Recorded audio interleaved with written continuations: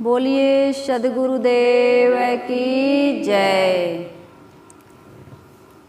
प्रातः स्मरणीय विश्ववंदनीय संत सम्राट सद्गुरु कबीर साहिब जी का मौलिक ग्रंथ रत्न बीजक, उसकी कुछ साखियाँ कबीर आश्रम देवरी चैनल से आप सबके बीच विगत कई दिनों से रखी जा रही हैं। आज सद्गुरु कबीर साहिब जी की बहुत सुंदर साखी है। सद्गुरु कबीर साहिब की साखी का शीर्षक है कि कथनी करनी में एकता होनी चाहिए। इसकी बहुत आवश्यकता है। यदि कथनी और करनी में एकता नहीं है तो हम अपने अंदर में हो रहे मानस संग्राम को जीत नहीं सकते हैं। हमारे अंदर द्वंद्व मचा हुआ है, मानस संग्राम जिसको कहते हैं मानसिक द्वंद्व। आसुरी और ईश्वरीय प्रवृत्तियां हमारे अंदर द्वंद्व मचाए हुए हैं। कैसे द्वंद्व मचाए हुए हैं? जैसे सद्गुण और सदाचरण को धारण करने के लिए मान लीजिए सुबह उठना है हमको। संत गुरुजन यह कहते हैं कि स्वस्थ रहना है या आध्यात्मिक लाभ प्राप्त करना है या जीवन के किसी क्षेत्र में सफलता हासिल करनी है तो क्या करना होगा? जल्दी उठना होगा, योगा करना होगा, प्राणायाम करना होगा, कुछ आध्यात्मिक खुराक अपने मन को देनी होगी। अधिक श्रम करने की ताकत, समय आपको 24 घंटा मिला है, सभी को मिला है। प्रकृति में किसी प्रकार का भेदभाव नहीं है। जो सफल से सफल व्यक्ति हुए हैं उन्हें भी 24 घंटा, और जो अपने जीवन में कभी सफलता का मुंह नहीं देख पा रहे हैं उनको भी 24 घंटा मिला हुआ। सबको, प्रकृति में किसी प्रकार का भेदभाव नहीं। स्त्री पुरुष, ब्राह्मण क्षत्रिय वैश्य शूद्र, हिंदू मुसलमान सिख ईसाई, ये हम सब का बनाया हुआ है ना। स्त्री पुरुष प्रकृति ने जो दो घट बनाए हैं, शरीर की बनावट में भेद है, लेकिन प्रकृति के द्वारा जो तत्व लगे हुए हैं या जो शक्ति है वो सब में एक समान है और सबको एक जैसा समय मिला हुआ है और सब एक जैसे सफल हो सकते हैं। सफल से सफल व्यक्ति आप बन सकते हैं। आप मीरा, सबरी, लक्ष्मीबाई और वेदों की जो विदुषी हैं, गार्गी, घोषा, पाला, विश्ववारा आदि, जिन्होंने वेदों के मंत्रों की भी रचना की है, आकाश में जिन्होंने उड़ना सीखा है ना, अंतरिक्ष में जिन्होंने अंतरिक्ष को भेद दिया, ऐसी महिलाएं, ऐसे पुरुष जिन्होंने विज्ञान के क्षेत्र में एक से एक महारत हासिल की है या जिन्होंने अध्यात्म के क्षेत्र में एक से एक सफलताएं प्राप्त की हैं, यानी किसी भी क्षेत्र में सफलता हासिल करने की प्रत्येक मानव में पूरी संभावना है, पूरी संभावना, स्त्री हो या पुरुष। लेकिन वो सफलता हासिल नहीं कर पा रहा है या दोषों दुर्गुणों को नहीं त्याग पा रहा है या अपनी कमियों या बुराइयों को नहीं त्याग पा रहा है, अपने जीवन से दुख, अभाव, टेंशन को नहीं दूर कर पा रहा है। इसमें कारण कौन? इसमें कारण आप और हम स्वयं हैं। तो इस कारण का निवारण कैसे हो? हम चाहते तो हैं कि शराब ना पिएं, चाहते तो हैं कि सिगरेट ना पिएं, चाहते तो हैं कि लड़ाई झगड़ा ना करें, राग द्वेष ना करें, ईर्ष्या क्रोध ना करें, है ना। चाहते हैं कि एक साथ सबके साथ हम प्रेम से रहें, सह लें, क्षमा कर दें, गम खा लें, संतोष को धारण कर लें, प्रसन्नता और आनंद के साथ जीवन जिए चाहते हैं। लेकिन ऐसा नहीं हो पा रहा है। क्यों नहीं हो पा रहा है? इस बात पर सद्गुरु कबीर साहब बहुत सुंदर इस साखी में कह रहे हैं, हमें ज्ञान दे रहे हैं। साहिब की साखी एक मुर्दे में प्राण फूंकने वाली यह साखी है। इस साखी से हमें बहुत कुछ प्रेरणा मिलती है। वह साखी क्या है? हाँ, जस कथनी तस करनी, जस चुंबक तस ज्ञान, कहें ही कबीर चुंबक बिना क्यों जीते संग्राम। यदि संग्राम जीतना है तो करनी और कथनी में एक रूपता लानी होगी। जो हम कहते हैं वैसा करना होगा। महापुरुष जो कहते हैं वह नहीं करते हैं। महापुरुष जो कहते हैं वह नहीं करते हैं। उल्टा लग रहा है। महापुरुष जो करते हैं वह कहते हैं, और हम और आप क्या करते हैं? हम जो कहते हैं वह भी नहीं करते। हम जो कहते हैं वह भी नहीं करते। करते हैं जो कहाँ कहते हैं, बल्कि कहते हैं वह भी नहीं करते। यही हम और आप में फर्क है। यही महापुरुषों में और हम आप में फर्क है। तो जब इस फर्क को हम मिटा देंगे, है ना, जब इस फर्क को हम मिटा देंगे तब हम में और महापुरुष में कोई अंतर नहीं रह जाएगा। ईश्वर ब्रह्म परमात्मा की खोज में आप जो जगह जगह पानी पत्थर पेड़ पहाड़ को पूज के अपने सिर को कूट रहे हैं और समय को बर्बाद कर रहे हैं, उन महापुरुषों ने भी यही किया था। क्या किया था? जीवन में श्रम किया था, तप किया था, सहनशील बने थे। महाराज श्री राम और कृष्ण के बारे में जो हम पढ़ते हैं, बुद्ध और महावीर, तुलसी, नानक, कबीर, मीराबाई और सबरी माता, रानी लक्ष्मीबाई, इनका जीवन देखें कैसे था। कितना संघर्ष, कितना श्रम, कितना त्याग तपस्या, कितना आत्म बल, मनोबल, कितने द्वंद्व, कितनी प्रतिकूलताएं, जहर ही पी गए, दुश्मनों की तलवार से ही खेल गए, अपना भौतिक और शारीरिक स्वार्थ त्याग के तप किया, साहस किया, बल किया और लगे रहे, निरंतर लगे रहे, उत्साह के साथ लगे रहे। इनको आत्मविश्वास था कि मैं अपने लक्ष्य में सफल, कभी असफलता के ख्वाब, कभी असफलता के विचार इनके जीवन में, कभी कायरता के विचार इनके जीवन में नहीं आए। और आप कायर बने हैं। अरे हम 3 बजे, 3:30 बजे, 4 बजे कैसे उठेंगे? अरे हम तंबाकू का त्याग, शराब का त्याग, चाय का त्याग कैसे करेंगे? अरे हम मीट मटन खाते हैं, उसका त्याग कैसे कर पाएंगे? कितनी दुर्बलता, कितनी कमियां। जान रहे हैं कि इसमें हमारा नुकसान है, रोज पश्चाताप करते हैं, रोज वही काम कर रहे हैं।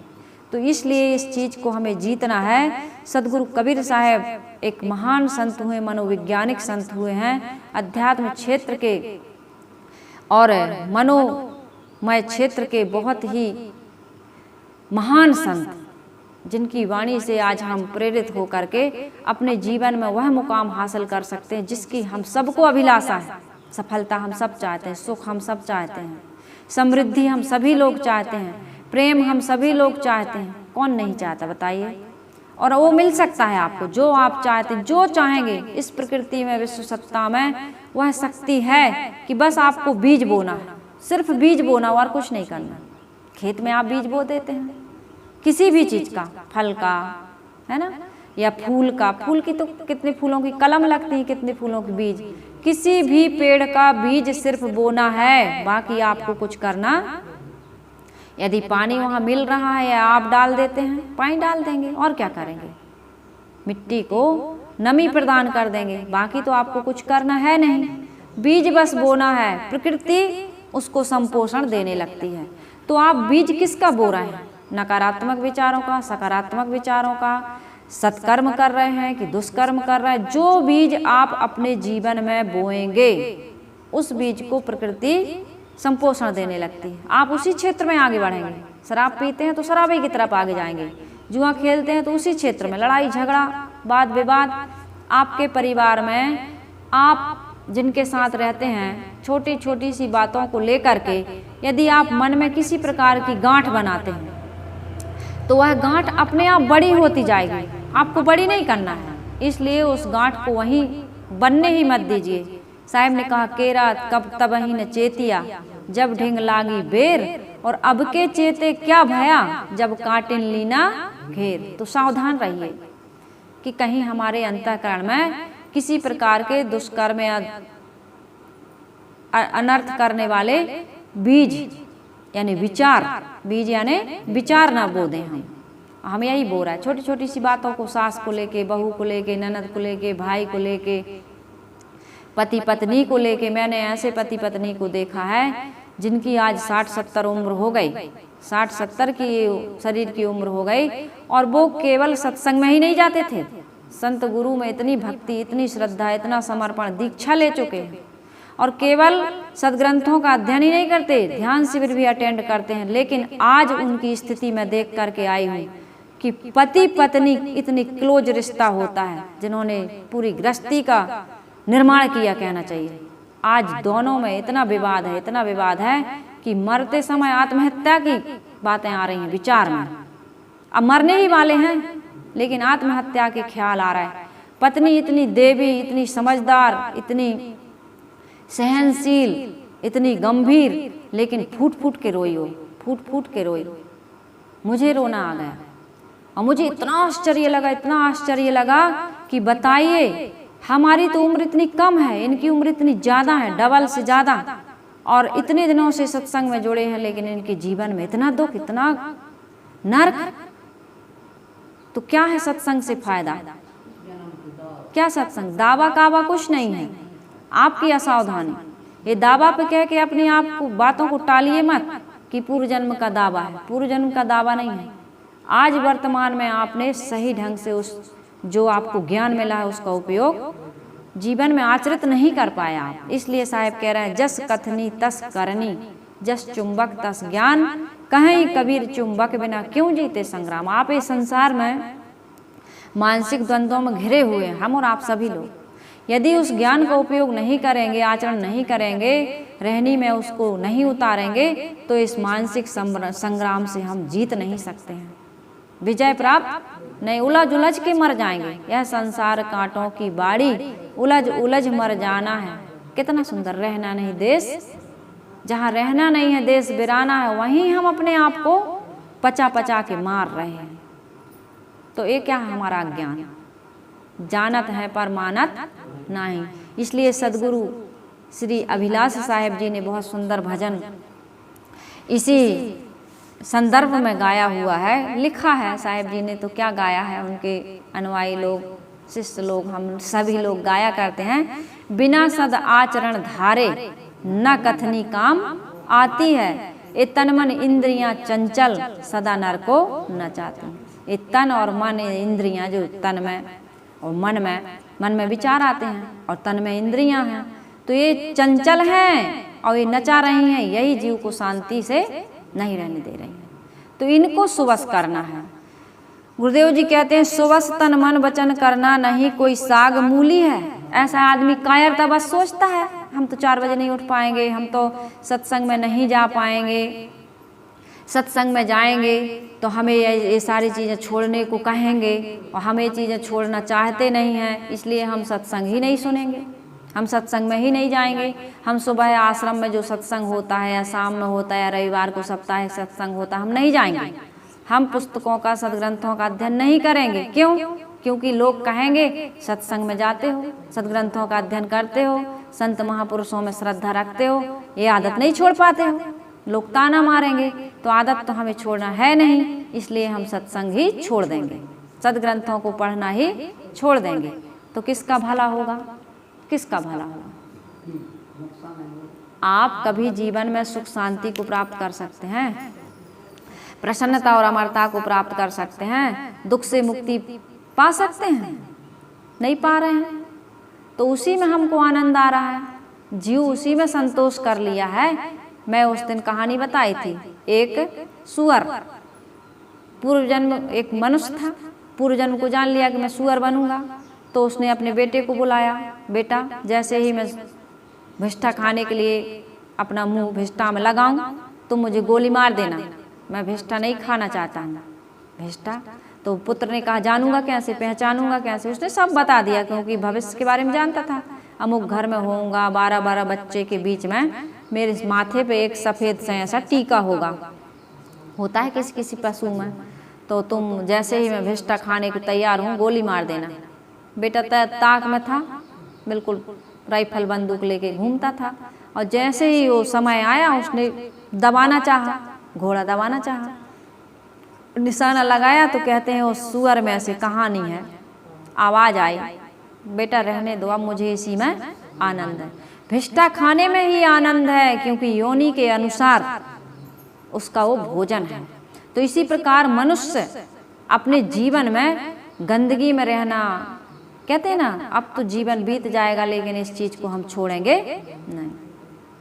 मरना मंजूर है लेकिन अपने जीवन में परिवर्तन मंजूर, सुधरना मंजूर नहीं है। तो साहिब कहते हैं ये अधमता है, हमारे मन की अधमता है, मूर्खता। हम इस अधमता को यदि अपने जीवन में धारण किए रहेंगे तो कभी भी अपने जीवन में हम शांति नहीं पा सकते। पूजा करने से क्या होगा, पाठ करने से क्या होगा, जल चढ़ाने से क्या होगा, जब तक अपने जीवन में परिवर्तन नहीं करेंगे।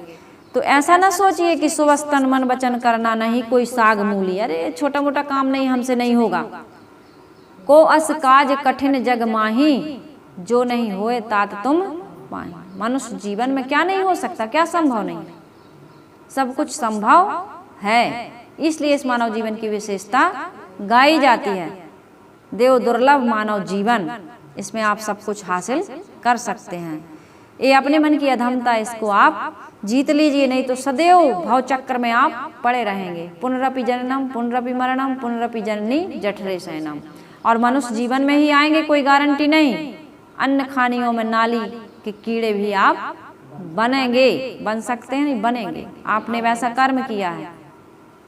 मुर्गियों को उल्टा टांगे हैं, फिर ऐसे सर्कल में वो घूम रही हैं, एक तरफ से ऐसे आ रही जा रही है, मुर्गियां कट रही हैं, मांस बिक रहा है, आप उसको खा रहे हैं। कितने लोग, उस दिन वो लड़का आया था, नहीं बता रहा था कि अब एक बार और मुर्गा नहीं, बुकरा कहते हैं, बकरा को बुकरा कहते हैं यहाँ, चढ़ाना है और सबको निमंत्रण दे दिया हूँ। अब जीवन में भले ना करूं, लेकिन अब इस बार कह दिया हूँ, क्योंकि खाता है। खाने वाले देवता को मुर्गा चढ़ाते हैं, बुकरा चढ़ाते हैं, बकरी तो पता नहीं, बकरा चढ़ाते हैं। बकरा भगवान खाता है, उनका देवता खाता है। कहते हैं हम प्रसाद के नाम पर खाते हैं, मूर्खता। तो साहिब कह रहे हैं अधमता अपने मन की ये सदा भाव में पचाती है। तुम बुकरा मुर्गा काट काट के खाओगे, और जिस दिन खाओगे उस दिन और उसके कई दिन तक तुम्हारी चित्तवृत्ति ठीक, मनोवृत्ति ठीक, विचार आपके ठीक कभी नहीं आ सकते हैं। जो हिंसा हत्या करेगा, व्यभिचार बलात्कार करेगा, मिलावटबाजी करेगा, झूठ बोलेगा, चोरी करेगा, बेईमानी करेगा, अनेक प्रकार के दुष्कर्म करेगा, अपने ही माता पिता के साथ या अपने ही संतान के साथ, अपने ही पड़ोसी के साथ, जो मानवता का या सदाचार का या धर्म का पालन नहीं करता है, सहिष्णुता और समानता का व्यवहार नहीं करता, वो व्यक्ति कभी सुखी नहीं होता है। कि हो सकता है? कभी नहीं हो सकता। हम अपने जीवन में अनुभव करके देख लें, देख ही रहे हैं। साहिब कहते हैं स्वाभाविक दूसरों के दोष को मन देखता निस्दिन, ये गलती हजारों भूल जो अपनी नहीं कभी दृष्टि आती है। बड़ा बनना, गुरु बनना, सरल विद्वान भी बनना, बड़ा बन जाओगे आप। प्रकृति आपको बना देती है, समाज आपको बना देता है, प्रकृति आपके बाल पका देती है, बूढ़े हो जाते हैं, आपको लोग बड़ा कहने लगते हैं। शादी हो गई, विवाह हो गए, बच्चे आ गए, बहू आ गई, दामाद आ गए, आप बड़े बन गए, दादी बन गए, दादा बन गए, नानी बन गए, नाना बन गए, आप बड़े बन गए। और इधर कोई योग्यता है तो आपको कोई पद मिल गया, प्रतिष्ठा मिल गई। तो बड़ा बनना, गुरु बनना, गुरु भी आपको बना देते हैं लोग। बड़ा बनना, गुरु बनना, सरल विद्वान भी बनना, कुछ भाषाओं का, कुछ लिपियों का आपको ज्ञान हो गया है ना, इतिहास के बारे में, भूगोल के बारे में आप जानने लगे, रसायन के बारे में आप जानने लगे। तो बड़ा बनना, गुरु बनना, सरल विद्वान भी बनना, ये सरल है। मगर मन की कुचालें जो न जल्दी जीती जाती। बूढ़े हो गए, बाल पक गए, दांत गिर गए, चेहरे में झुर्रियां आ गई, आंखों में कम दिखने लगा, शरीर में शिथिलता आ गई, लेकिन मनुआ आज हूँ 12 हो। मन आज भी बालक बना हुआ है, आज भी बांसों उछल रहा, आज भी सुपारी को कूट कूट के तंबाकू में मिला के लोग खा रहे हैं। दांत एक भी नहीं है, लेकिन सुपारी भी चाहिए, लौंग भी चाहिए, इलायची भी चाहिए, जाफरानी क्या क्या डालते हैं, सब चाहिए। अब वो कैसे खाते हैं पता नहीं, लेकिन चाहिए, खा रहे हैं लोग। कूट के पीस के खाएंगे, बारीक सरौता से फोड़ के खाएंगे, लेकिन खाएंगे जरूर, क्योंकि आसक्ति ये केवल इसी की नहीं, हर चीज की। इंद्रियां शिथिल हो गई, लेकिन मन की वासना तरंग मार रही है। तो ये है हमारे दुख का कारण। साहिब कह रहे हैं मगर मन की कुचालें जो न जल्दी जीती जाती हैं। जीतिए इनको, जीत लेंगे तभी आप जीवन में शांति पाएंगे। मानस संग्राम में विजय पाना है आपको। कैसे? जस कथनी तस करनी, जस चुंबक तस ज्ञान, कहीं कबीर चुंबक बिना क्यों जीते संग्राम। इस संग्राम को जीतने के लिए आपको क्या करना होगा? सबसे बड़ी कायरता आपकी क्या है? सबसे बड़ी कमजोरी आपकी क्या है? कि आप दृढ़ निश्चय नहीं करते, एक लक्ष्य नहीं बनते हैं। चाहते तो हैं, इरादे तो हैं मंजिल के, मगर चलना नहीं आता। हमें कहना तो आता है, मगर करना नहीं आता। तो जो आप कहते हैं, जो आप चाहते हैं, वो आप करिए, क्योंकि आपको सिर्फ करना है, सफलता अपने आप मिलेगी और ये पूरी प्रकृति आपको उस लक्ष्य को प्राप्त करने में सहयोग करेगी। मैंने शुरू में कहा ना, जो आप बीज बो देते हैं पूरी विश्व सत्ता, पूरी प्रकृति उसको संपोषण देती है। आप नीम का बीज बोएंगे तो नीम का पेड़ बनेगा लेकिन कड़वाहट वाला है। मिर्ची का बीज बोएंगे तो तीतापन आएगा उसमें, है ना। गन्ना आप लगा देंगे तो मिठास आ जाएगी उसमें, गुड़ और चीनी बना सकते हैं। आम का पेड़, अमरूद का पेड़, जो पेड़ लगाएंगे आपको वैसा ही फल मिलेगा, सिर्फ लगाना है। पूरी प्रकृति आपको विकसित करने में, उस पेड़ को मजबूत बनाने में, उसको फूल फल लाने में, उसको पकाने में प्रकृति काम करेगी, आपको कुछ नहीं करना है। तो इसी प्रकार से आप अच्छा काम करने के लिए दृढ़ संकल्प शक्ति लीजिए, फिर अपने आप वह संकल्प शक्ति आपके जीवन में काम करेगी।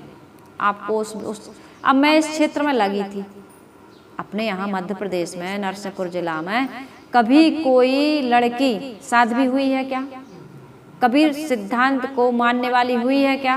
बिल्कुल ऐसे जैसे कहते हैं ना, रेगिस्तान में कोई पौधा उग गया है ना, आश्चर्य की बात। लेकिन वहाँ पौधा होगा और पूरा प्रकृति ने, विश्व सत्ता ने, मानव समाज ने उस पौधे को संपोषण दिया, पानी मिली, खाद मिला, आज वो फल फूल रहा, विकसित हो रहा।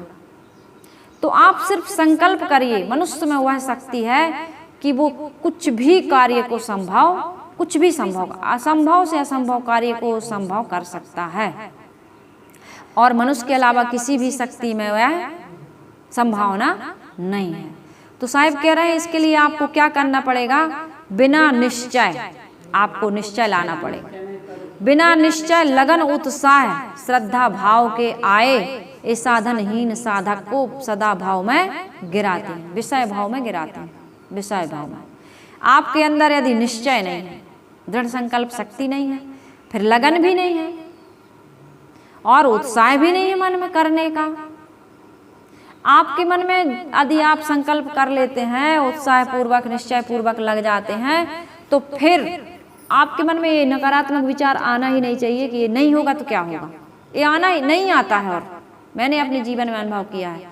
जिस व्यक्ति को जो लक्ष्य एकदम 100% उसमें समर्पित हो जाता है कि ये काम करना है, तो नकारात्मक ये नहीं होगा क्या, ये विचार आता ही नहीं। और इतनी ही लगन आप में होनी चाहिए, बिना निश्चय, लगन, उत्साह, श्रद्धा भाव के आए। जो कार्य आप करो उसमें श्रद्धा हो, समर्पण हो, लगन हो, उत्साह हो, दृढ़ संकल्प शक्ति हो। यदि ये नहीं है तो ये साधनहीन है आप, ये साधन है सफलता के साधन। यदि ये साधन आपके जीवन में आपने अपना लिए तो सफलता 100% आपको मिलेगी। हम और आप जैसे लोग ही तो सफल हुए हैं, कोई अलग से उनके अंदर में अलग से कोई क्वालिटी नहीं थी। आप लोग सत्संग में आते हैं, कितना परिवर्तन हुआ बताइए, कितना परिवर्तन हो रहा? परिवर्तन होता है जिसकी जितनी लगन, जितना उत्साह, जितनी श्रद्धा और जितना उसने सोच लिया है कि इस काम को करने में लाभ है, उसको उतनी सफलता मिल रही है। यदि सफलता न मिलती तो इस चैनल से इतने सारे लोग न जुड़ते। इतने सारे लोग जुड़े हैं, इतने सारे लोग सुन रहे हैं, लाभ मिल रहा है, तब तो जुड़ेंगे, तब तो सुनते हैं वो। तो हमारे जीवन में हम सभी लोग सुख चाहते हैं, शांति चाहते हैं, सफलता चाहते हैं, समृद्धि चाहते हैं, अच्छे संबंध चाहते हैं, प्रेम चाहते हैं।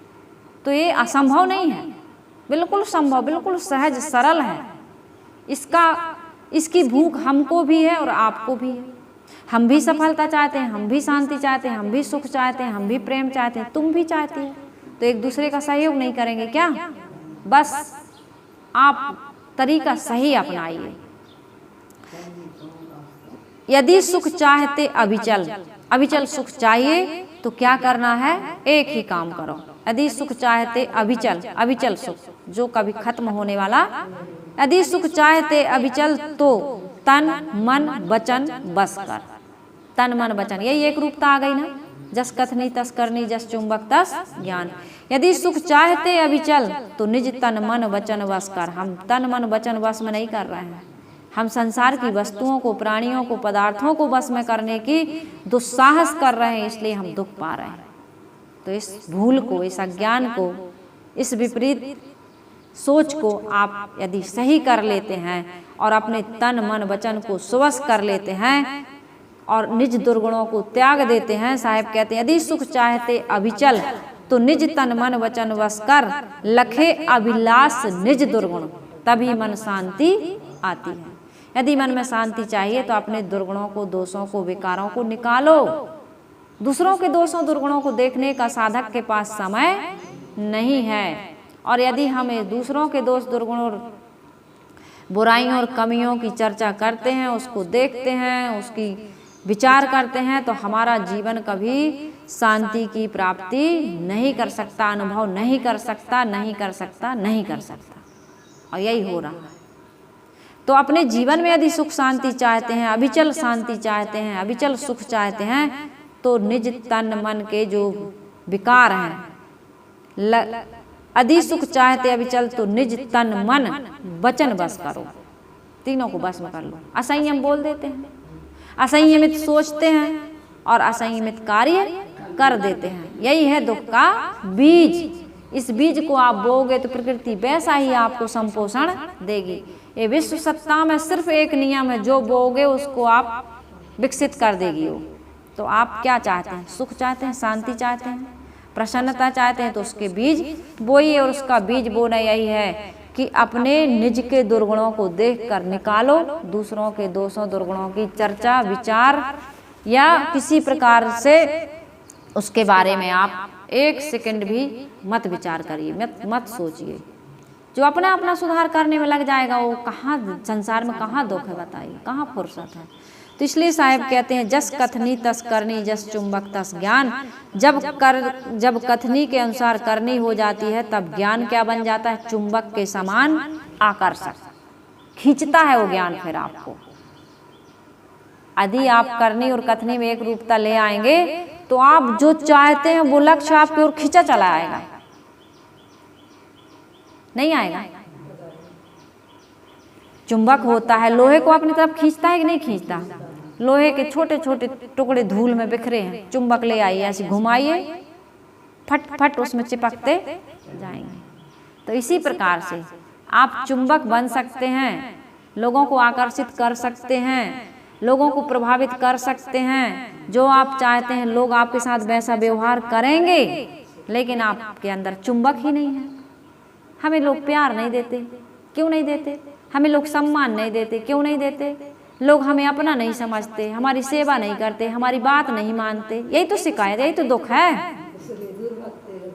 इसलिए दूर भागते हैं। पति पत्नी है लेकिन देखना नहीं चाहते। तलाक, अब उस दिन वो भैया आए थे, बता रहे थे कि 60-65 साल का है कि 72 साल का, और तलाक की वो अर्जी लगाया और ओम शांति से जुड़ा है। बताइए क्यों ये हो रहा है? आपने अपने ज्ञान का, इसमें बताया ना, पीछे में बताया आई हूँ कि जो ज्ञान है उसको अपने दोषों दुर्गुणों को ढांकने में लगा दिया, निकालने में नहीं लगाया। हाँ, लिपाई पुताई कर दिया, सफाई देने वाला, सफाई। और ये सफाई देने वाला व्यक्ति कभी सुखी नहीं हो सकता। स्वीकारने वाला व्यक्ति सुखी होता है। किसके जीवन में दुख दोष दुर्गुण नहीं है? आप एक गलती करते हैं कि आपके जीवन में दोष दुर्गुण है, दूसरी गलती झूठ बोल देते हैं, सफाई देने लगते हैं। जो झूठ बोलता है, सफाई देता है, वह व्यक्ति जीवन में कभी सुखी, क्योंकि उसके दोष दुर्गुण कभी निकल नहीं सकते हैं। तो एक संकल्प लीजिए कि हमेशा सत्य बात ही बोलूँगा। मेरे में कमी है तो है कमी, स्वीकार लो उसको, तभी तो निकाल पाओगे। साहिब कह रहे हैं आपका ज्ञान आकर्षक, चुंबक के समान आकर्षक कब बनेगा? जब कथनी करने में एकता होगी। कबीर साहब कहते हैं ऐसे चुंबकीय ज्ञान के बिना तुम कामादिक शत्रुओं के युद्ध में कैसे विजय प्राप्त कर सकते हो? आप तो दुर्गुणों दोषों में ही घिरे रहोगे। आज तक नहीं आप उबर पाए तो आगे उबरने की कोई संभावना नहीं है। हम जो कुछ भी जानते हैं दूसरों को सामने उसकी चर्चा कर देते हैं, उसे कथनी कहते हैं।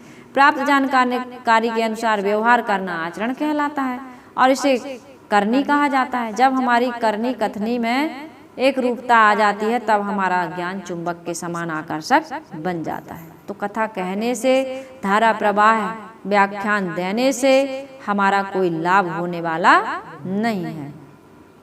मन शुद्ध रखना चाहिए। संतोष की डाली में मेवे फलते हैं, आदि आदि जो बातें हम बताते हैं उसका जीवन में आचरण करें। अच्छी ही बात बताएंगे, आप किसी से मिलेंगे तो अच्छी बात, अपने आप को इतना अच्छे ढंग से प्रस्तुत करते हैं हम और आप सभी लोग, इतना कहते हैं ना, बिंदु जी का भजन आप पहले गाती थी, मैं सुना करती थी, 30-35 साल पहले मैंने सुना था, आज भी मुझे वो याद है, कभी रिवीजन नहीं किया है।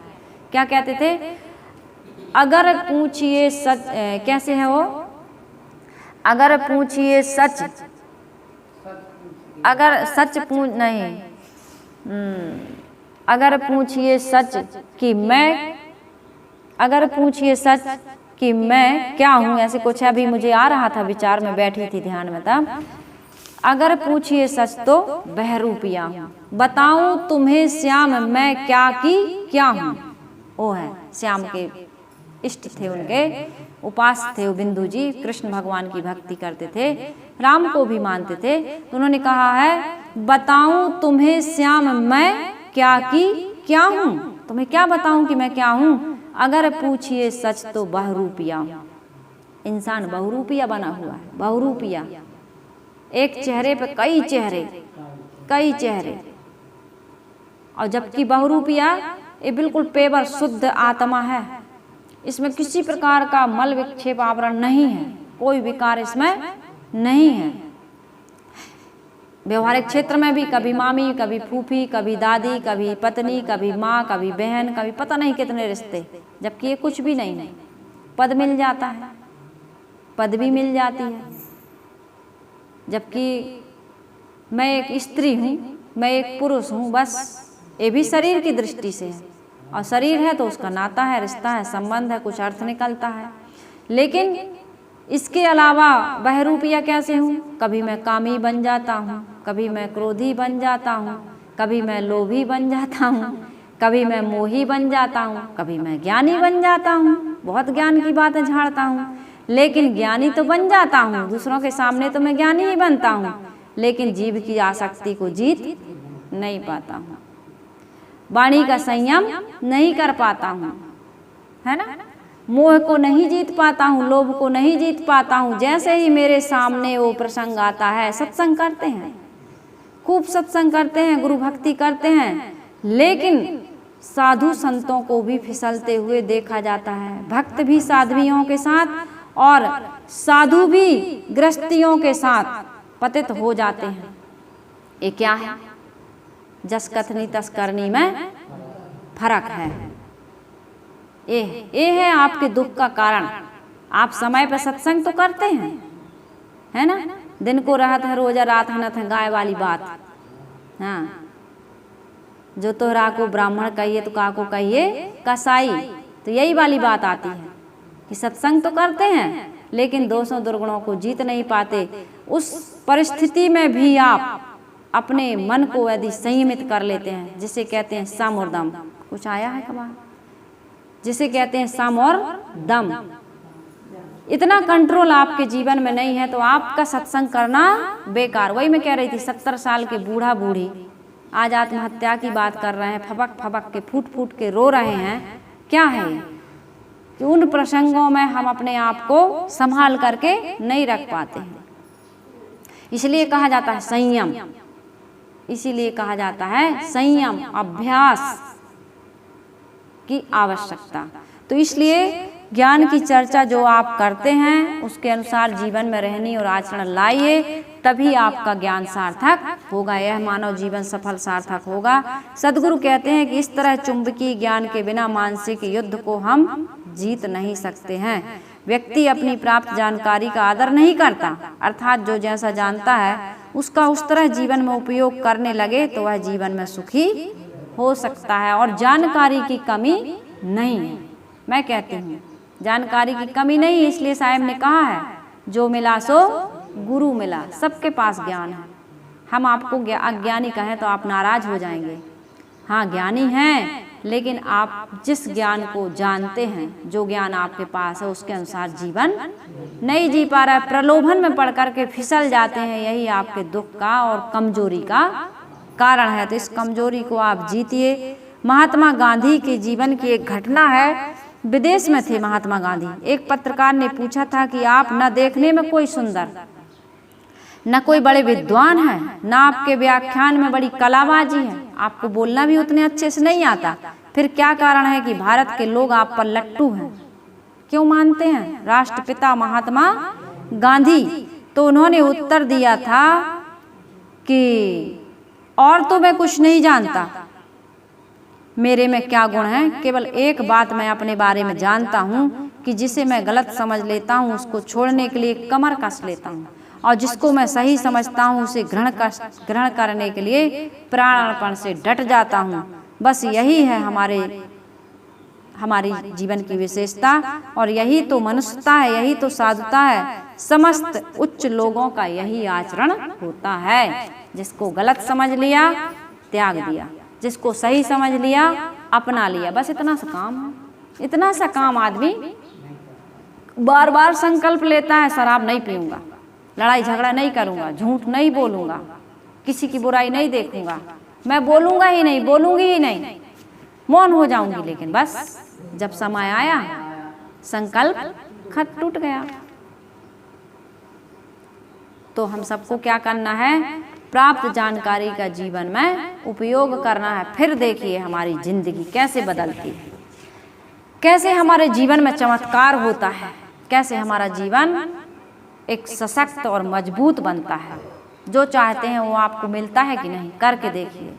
मैंने अपने जीवन में यही काम किया, संसार के महापुरुषों ने यही काम किया। मैं बहुत ज़्यादा नहीं जानती हूँ, लेकिन जितना जानती हूँ उतना जीवन में करते गई, आगे जानती गई, और जानते जाएंगे आप, अनुभव होने लगता है ना।